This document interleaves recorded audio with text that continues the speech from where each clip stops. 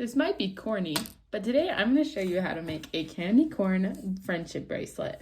Now this pattern's super easy. It's actually a lot simpler than you might think it would be for a shaped bracelet, and it's super fun. So let's get started.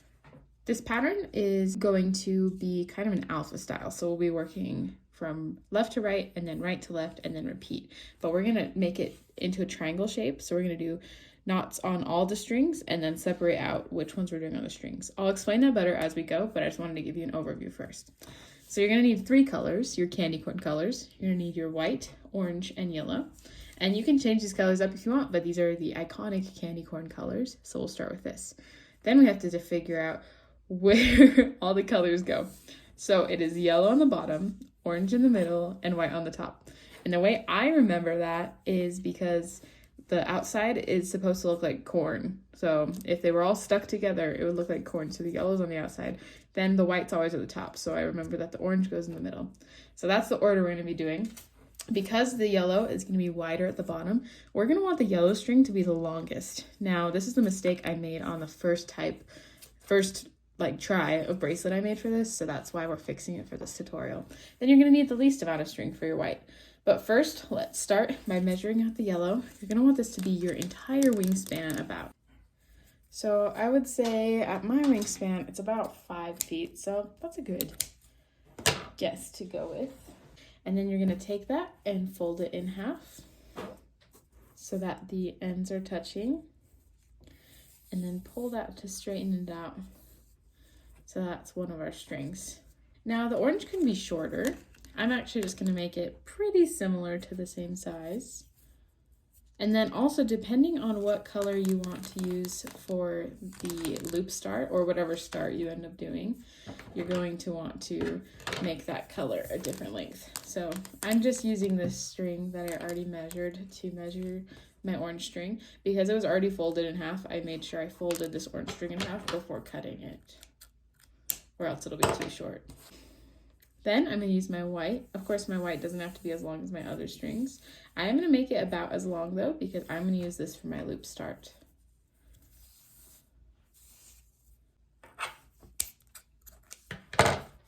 Then I'm going to add one more yellow string, just because we use so much yellow that I like to make sure that we have plenty of yellow to use.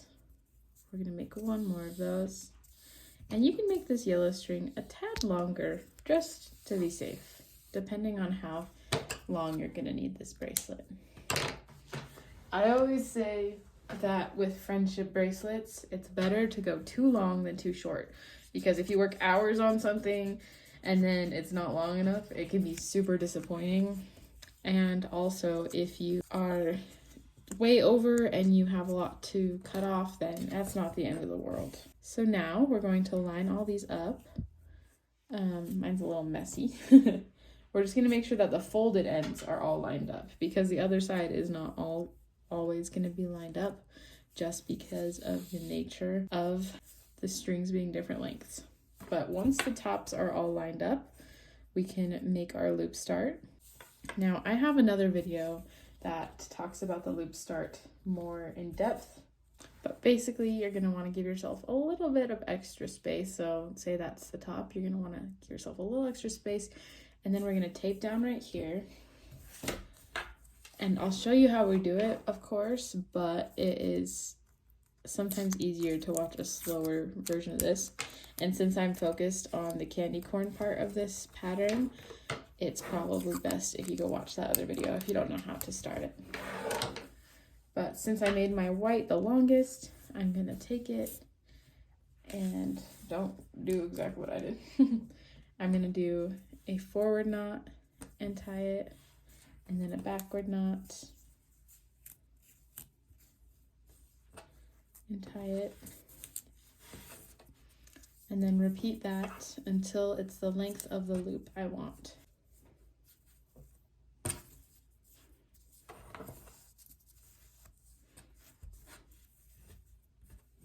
Now that I've tied those knots, I have this little hoop guy that I can turn into a loop.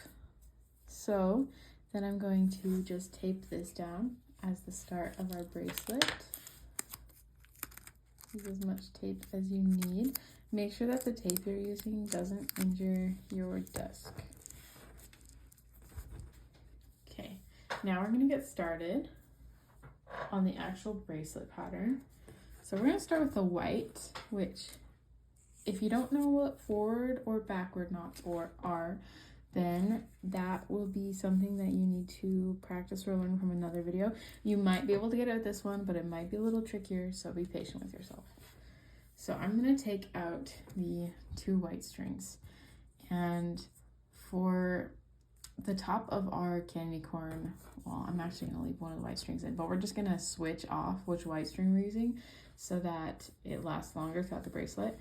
But we're gonna just tie 1 knot onto all these strings with our white, and that's going to make the thinner top. We're gonna be spreading out how many strings we're tying onto. But for now, I'm doing a forward knot. So I made a 4 shape, and then I pulled the string through it, and then I'm just gonna pull that to the top right there. And then you can either do a forward backward knot, so that was half of a forward knot. Now I'm gonna do a backward knot, which is what I do, or you can just do 2 forward knots or 2 backward knots. It shouldn't affect your bracelet too much. So there we go, I made the top. Then I'm just gonna take the other white string, just again to even it out, and I'm gonna do a backward forward knot on it. So I'm making a P shape, I'm pulling the string through that P opening, and then I'm going to pull it to the top. Now, of course, towards the beginning, you're not gonna have very much to hold on to with the tape, so it'll start to fall off a little bit, but we will improve that as we go. So now we've done our white top. So now we're going to do orange, because orange is our next color. So I'm just gonna pull orange out of the bunch. It doesn't have to be pulled out perfectly, just because they're gonna get kind of mixed up anyways, and we're tying onto big groups of them. So we've got the orange out. We're also gonna separate our middle strings into 2 piles. Now, if you did the same amount of strings as me, there should be 3 strings in each pile. It doesn't matter what color they are. But we're just going to be tying a forward backward knot, or again, you can do forward knots or just backward knots, but a forward backward knot with each orange string onto each side, giving us 2 orange spots. So there's a forward backward knot on that side. And then on this side, I'm going to do a forward backward knot, forward, backward.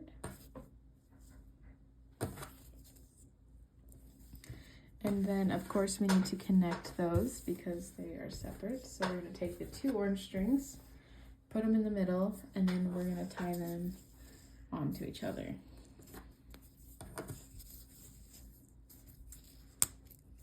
There we go. Now we've got part of our orange section. I'm going to make the orange section slightly longer by doing another row. So we're going to take the middle section and separate into groups of 2. So we had 2 groups of 3. Now we're going to do 3 groups of 2. It's just a good way to practice your division, right? So now I got my 3 groups. I'm going to take my orange strings and gonna tie just whatever kind of knot I want onto this outside one. So here I'm doing a forward knot. I just did 2 forward knots. And then I'm going to use the other orange string to tie in the middle. I'm just gonna tie 2 backward knots here. Again, it doesn't really matter what kind of knots you're tying here, as long as you're tying the knots. And then on this last group of 2 strings with one of the orange strings. Awesome, now we have that second row. You can see that it's starting to shape outwards. Now we're going to switch to our yellow and do the bottom of our candy corn. So kind of just bunch all the strings together, get 1 yellow on each side, and then there's gonna be yellows in the middle still, but again, that's just kind of so we make sure we don't run out of yellow strings throughout the bracelet, and it helps it be a little bit thicker. So we already did 3 groups, so this one's gonna be a little uneven. We're gonna do 4 groups. So we're gonna take a group of 2, a group of 1, a group of 2, and a group of 1. And it doesn't have to be in that order. You're just gonna have 2 groups of 2 and 2 groups of 1. You won't notice it too much when you're actually making the bracelet. So I'm gonna start on this side. I'm using this yellow one. I'm just going to do whatever kind of knot I want onto this first group of 2. And of course the orange we just used is in that group, so it might be a little messy up here, but it looks like mine came out clean. So hopefully yours does too.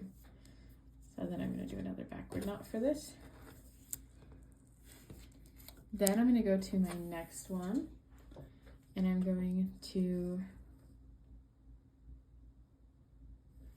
do another backward knot just onto one string this time. Again, it doesn't have to be alternating, but it helps to keep it pretty even, which is nice. And then I'm gonna put all those aside for just a second. Keep this yellow one you just tied with, because we're gonna tie this yellow one onto it. But we're gonna do yellow onto these 2 groups on the other side. So I'm starting with the 1. So I'm gonna tie 2 forward knots onto the orange right there. And then I'm gonna go to the next one, and it's this group of 2 white. So then I'm gonna do another forward knot onto this one. Then the final thing is I'm just gonna tie these 2 knots, or 2 strings that we tied with, together in the middle. So do whatever knots you want, but just tie them together basically. We're almost finished with our first candy corn. If you want to add more tape here, sometimes it can help to secure it better if you add tape just right over that first candy corn we made. The longer your bracelet gets, the more like traction you get with the tape, which is nice. But we have one more row of yellow to do before we're finished with our candy corn, and then I'll give you some options and then you repeat. So it's pretty simple. It's a little hard to get used to at first, but once you get used to it, it comes pretty straightforward. So now, I'm just gonna start with these 2 in the middle, but we're gonna separate the other strings up. We just did onto 4. We're actually gonna do onto 6 now. So we're gonna separate all the strings that we've been tying onto, and we're gonna tie with those yellow onto all of them. So I'm gonna start on this side. Just tie out. And I'm just gonna do forward knots when I'm moving to the right and backward knots when I'm moving to the left. It's not necessary, but I find that that just feels more natural for me.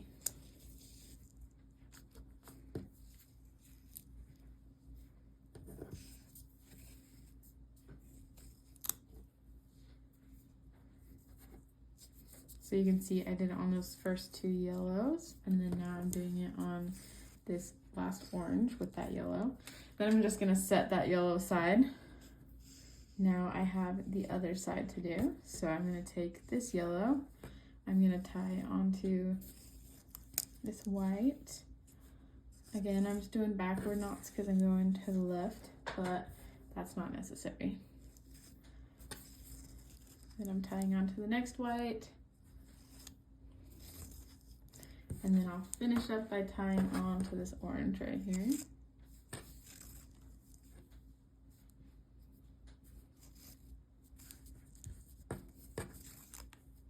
All right, we have our first little candy corn shape. It's so cute.